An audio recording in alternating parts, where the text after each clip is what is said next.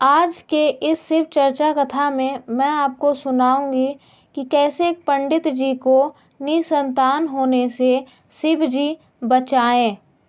कथा शुरू करने से पहले मैं आपको बता दूं, यह कथा पूरा सुने तब आपको शिव जी का महिमा पता चलेगा। वीडियो को स्किप ना करें।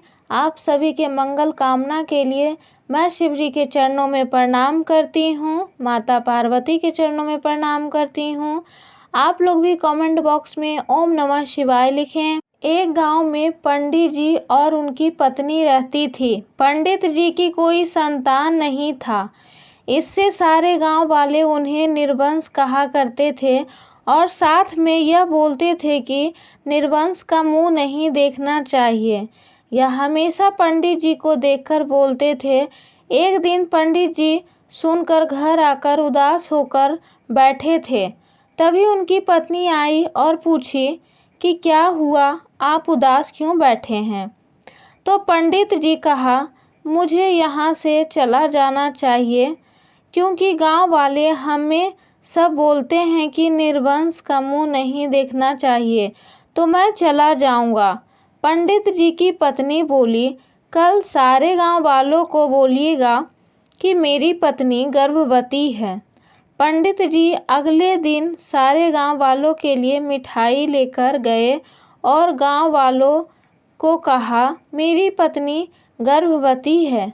9 महीनों बाद पंडित जी की पत्नी पंडित जी से बोली कि आप दाई को बुला लीजिए, मेरे पेट में दर्द हो रहा है।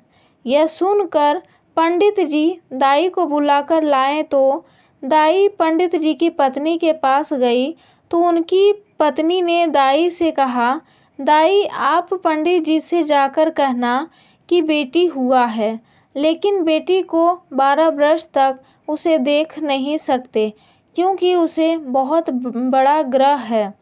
वही बात दाई पंडित जी से जाकर बोली। पंडित जी खुश भी हुए और उदास भी कि बेटी भी हुई तो मैं देख नहीं सकता। ऐसे 12 वर्ष बीत गए। एक दिन पंडित जी पत्नी से बोली, बेटी बड़ी हो गई है, वह विवाह योग्य हो गई है, तो उसके लिए वर ढूंढकर उसका विवाह करा दीजिए। पंडित जी की पत्नी बात मानकर एक वर ढूंढ लिया और रिश्ता पक्का करा लिया। जब बारात आई तो पंडित जी बाराती वाले की स्वागत में लगे थे और उनकी बेटी को कोई ना देखे इसलिए सिर्फ उनकी पत्नी और वर ही थे। जब लड़का मड़वा पे गया तो उसने जब अपनी दुल्हन को देखा तो चौंक गया। तभी पंडित जी की पत्नी बोली, मेहमान आप विवाह कर लीजिए, हम आपको बहुत सारा धन दे देंगे। लड़का धन के लोभ में वह विवाह कर लिया और फिर विदाई के टाइम पर पंडित जी की पत्नी बोली, मेहमान जब आपकी माँ गाल सिकाई के लिए आए तो उन्हें मना कर दीजिएगा, बोलिएगा कि 12 वर्ष तक गाल सिकाई नहीं होगा क्योंकि इस पर किसी की नज़र नहीं पड़नी चाहिए, इस पे ग्रह है। तो वह लड़का मान गया और उस बिल्ली को एक बक्से में बंद करके विदा कर दिया। जब लड़का पहुंचा तो उसने वही किया जो उसे पंडित जी की पत्नी बोली थी। कुछ दिन बाद उस लड़के की माँ सोची कि मैं कितने दिन खुद से करूँगी। उसका एक और छोटा बेटा था तो वो सोची कि क्यों ना उसकी शादी कर दे। तभी कुछ दिन बाद उसकी शादी ठीक करवा दी। लड़के की माँ एक दिन बोली अपने बड़े बेटे से कि शादी का घर है, मैं अकेले कैसे घर बाहर करूं। घर में इतना सारा काम है, बाजार का काम भी है।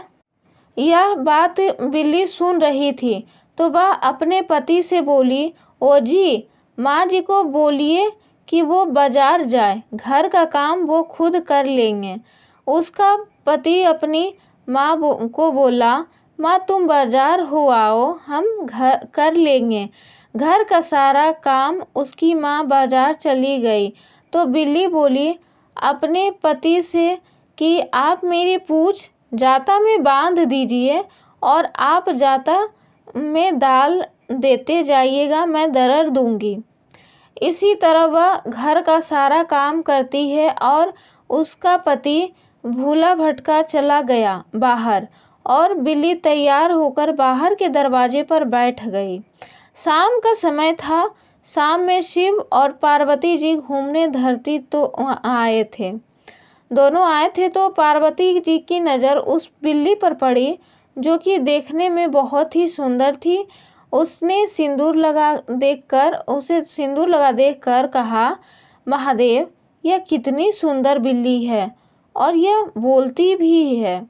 आप इसे एक इंसान रूप दे दीजिए। महादेव पार्वती जी के कहने पर महादेव ने उसे कन्या का सुंदर सा रूप दे दिया। उस लड़की ने शिव जी पार्वती जी को नमन किया और शिव पार्वती अंतर्ध्यान हो गए। तभी उसके पति को याद आया कि बिल्ली बाहर में कहीं कुत्ता ना खा जाए। वह भागा आया घर तो उसने बिल्ली को ना देखकर उदास हो गया। तभी वह लड़की की ओर सारी बातें बताई कि शिव पार्वती जी में उसे कैसे कन्या रूप दिया। तभी लड़की की माँ आई और लड़का बोला, माँ, पहले मेरी शादी हुई है तो पहले हमारा गाल सिकाई करो। इसीलिए कहते हैं शिव जी दयालु हैं, कृपालु हैं, सब पे दया बरसाते हैं। हर हर महादेव। अगर आपको मेरी यह कथा पसंद आया तो आप इस वीडियो को लाइक करें। आपको सत्य घटना की कथा सुनना पसंद है तो इस चैनल को आइए ज़िंदगी बदले को सब्सक्राइब करें। इस चैनल पर मैं आपको बताऊंगी आज शिव गुरु किसे कैसे मदद करते हैं।